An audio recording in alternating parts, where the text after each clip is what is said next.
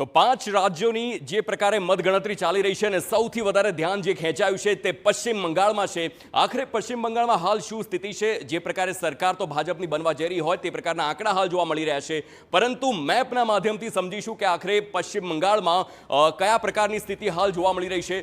સૌથી પહેલી અગત્યની વાત એ છે કે ઉત્તર બંગાળનો જે ભાગ છે તે પહેલેથી જ ભાજપનો ગઢ રહ્યો હોય તે જોવા મળ્યું છે અને તે બરકરાર છે.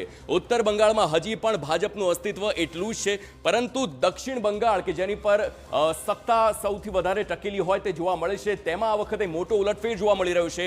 આખો દક્ષિણ બંગાળનો પાર્ટ છે અને સૌથી વધારે ટીએમસીની વાત કરવામાં આવે તો ઉત્તર 24 પરગણા અને દક્ષિણ 24 પરગણા હોય તેમાં આ વખતે મોટો ઉલટફેર જોવા મળી રહ્યો છે, કારણ કે મમતા બેનર્જીથી ધ્યાન હટીને આ વખતે ભાજપે અહીં સત્તા મેળવી હોય તે પ્રકારના અહીં દ્રશ્યો પરથી સ્પષ્ટ જોવા મળી રહ્યું છે. આ સાથે જ પૂર્વ મેદનીપુર અને પશ્ચિમ મેદનીપુરની વાત હોય તો તેમાં પણ ક્યાંક ને ક્યાંક કેસરીઓ લહેરાયો હોય તે પણ જોવા મળી રહ્યું છે. સૌથી અગત્યની વાત કરવામાં આવે દક્ષિણ બંગાળમાં તો હાવડા અને હુગલીની વાત કરવામાં આવે તો ત્યાં હજુ પણ મમતા બેનર્જી એટલે કે ટીએમસીનું જે ગઢ છે તે માનવામાં આવ્યું છે અને હજુ પણ ત્યાં બરકરાર જોવા મળ્યું છે, પરંતુ ઓવરઓલ આખા દક્ષિણ બંગાળની વાત કરવામાં આવે તો આ વખતે કેસરીઓ મોટા પ્રમાણમાં લહેરાયો છે. હું પીસીઆર ટીમને કહીશ કે હાલ 2026 છે, પરંતુ 21ને ફરી એક વખત બતાવે અને આપ સીધો જ તેને જોઈ શકશો. આપ જુઓ, આખું દક્ષિણ બંગાળની વાત હોય, ટીએમસીનું ગઢ જે 21માં માનવામાં આવતું હતું તે ગઢ આ વખતે તૂટ્યું છે અને તે સ્પષ્ટ આ ચિત્રમાં જ જોવા મળી રહ્યું છે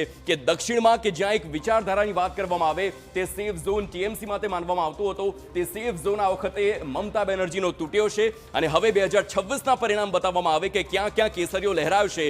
આખો ભાગ જુઓ. આ સાથે જ ઉત્તર 24 પરગણા અને દક્ષિણ 24 પરગણા હજુ પણ જે રિઝલ્ટ છે તે આવી રહ્યા છે. હજુ જેમ જેમ બેઠકો ખુલશે તેમ તેમ શક્યતા છે કે હજુ પણ દક્ષિણમાં કે જે ટીએમસીનું ગઢ માનવામાં આવે છે તે ગઢમાં ક્યાંક તૂટે, ગાબડું પડે અને હજુ પણ આ જે બેઠકો છે તે બેઠકો ભાજપના ફાળે જાય તેવી શક્યતા છે. ભાજપની ઐતિહાસિક જીત પશ્ચિમ બંગાળમાં થઈ ગઈ છે. અજયભાઈ, હવે જીત પછીની વાત કરીએ.